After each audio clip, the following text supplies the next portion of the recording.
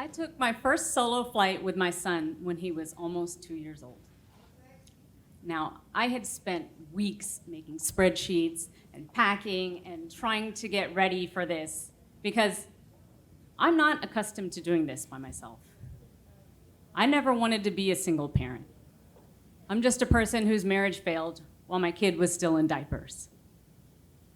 So my son, Jay, and I got dropped off at the airport super early because of all of this anxiety and the spreadsheets and all of that business, but also because I'm petite and brown and alone on a holiday weekend at the airport. But that's its whole own other thing. But all that to say that waiving all of your civil liberties for TSA pre-check really is worth it just so you can keep your shoes on. Now, Jay was so little at this point that we're playing peekaboo in the gate area. And that's when I smell it. And when you're a mom, you don't just know your own brand. You start to identify other people's brands too. And this one is Jay's shit. No big deal. Let's just get him changed. Unzip my backpack and my heart drops. Because in the trunk of an Acura far, far away is a diaper changing pad with wipes and diapers. I feel that heat in my face of like, how could this have happened to me? I had 2 spreadsheets. I started packing November 1st for a Thanksgiving trip. There's just no way. And I had scammed a ride all the way to Dulles. There's no way I could ever ask those people to come back. So we're standing there in that jammed gate area, and the flight attendant, the gate agent, is making those repeated announcements. This is a completely full flight. If anyone would just check their bag. And I'm wishing that I could just check myself. Because I don't feel like it's gonna get better from here. And the problem is, I would have gladly spent $99 at the Hudson News for 1 diaper, but I'm by myself. And I've got the stroller and I got the kid, and it's just too late, and time is ticking. So finally, you know what? We're just gonna do the family boarding. And you can hate on these people all you want, but you really do need this time, especially when you have a little guy. I've got to fold the stroller, jam it into this bag, leave it for those people at the bottom of the gate bridge while I'm trying to wrangle this boy who's got poop on him as he's running, and I'm trying not to let him slip through that little crack between the airplane and the jet bridge so he doesn't fall to his death.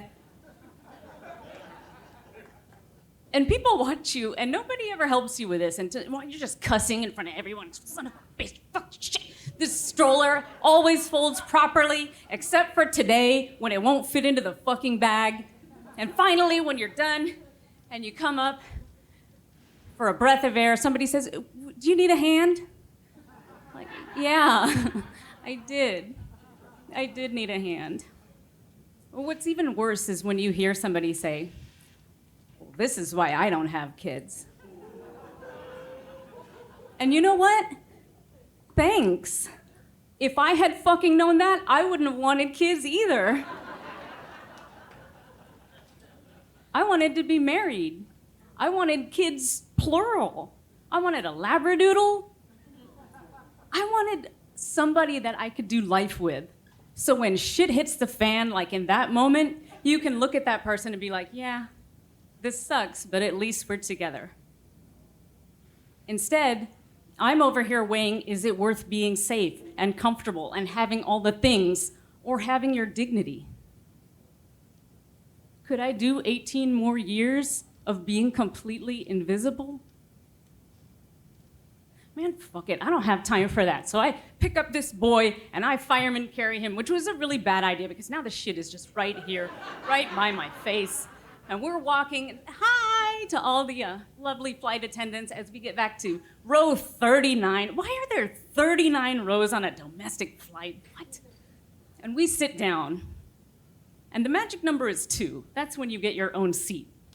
And he's not quite there yet. So Jay's seat is right here. The only thing between me and that loaded diaper is the thin blue line of his skinny jeans and the thin blue line of my skinny jeans. Trust me, skinny jeans were cute back then. I turn that little vent up to high, and it does nothing but it blows those 4 beads of sweat around on my forehead. And I just feel so much shame and so much guilt. And I just give him the iPad, and I let him watch anything that he wants for as long as he wants. And as I watch his gigantic brown eyes just soaking in hours of blue light, exactly the way the World Health Organization recommends against, I can only think that I hope this trauma won't last, that it won't stay with him. 10,000 feet arrives with a ding, and I just grab him, and we dash, and we get to the bathroom as fast as we can, because if you are going to violate an airplane bathroom, you need to be there first. And Jay, who doesn't need his own seat, is somehow too big for the changing table. So he's half on, half off, and I just make up my plan. I'm like, okay, if this is one of those dry poops, I'm just gonna scoop it out, throw it away, we're gonna pretend like it never happened. And I know this is gross, but it gets worse. I start to peel back the layers to find that this is wet. This is disgusting. This is not a salvageable diaper, but we don't have anything else. And Jay is crying because he doesn't understand why I had to fold him in half to examine his butt. And I'm crying now too, because why is this my life? I didn't choose this. Is that corn? And then finally I see it. My savior. It's the diaper that I never wanted to wear back when I was 13. The sanitary napkin. And now MacGyver mom kicks in and I develop the real plan. We're gonna take that sanitary napkin, we're gonna put it in his onesie, and because it's made for a grown-ass woman, it will go from his belly button to the middle of his back, and it's gonna last all the way to Denver. So I use as many white, wet hand towels as I can to wipe off his butt, but make sure not to use those same ones to dry my tears, because that's how pink eye starts. And I put that pad in there, and I pull his little jeans back on, and I say a prayer that, please, please, God, let us make it there. Let us make it to the bag claim. Let my bag be at the bag claim. And then let me get this kid out of women's menstrual gear and back into a fucking diaper. Please let the trauma of this be not that bad so he can write a college essay about something else when he grows up. And that prayer was answered. I packed 40 pounds of stuff, 2 spreadsheets worth of things, a baby, a stroller, all of this stuff. Okay, maybe I forgot the one most important thing, but I was really proud of my problem-solving skills on that day, because life doesn't ever happen the way you expect. It doesn't matter how many spreadsheets you have. It's just gonna happen how it happens. And the gap of expectations that I have between the life that I wanted and the life that I got ended up being this 1.5 inch dry weave with a fluid lock core. Shit happens, right? It really does happen. But now I know that I know how to handle my shit and everyone else's. Thank you.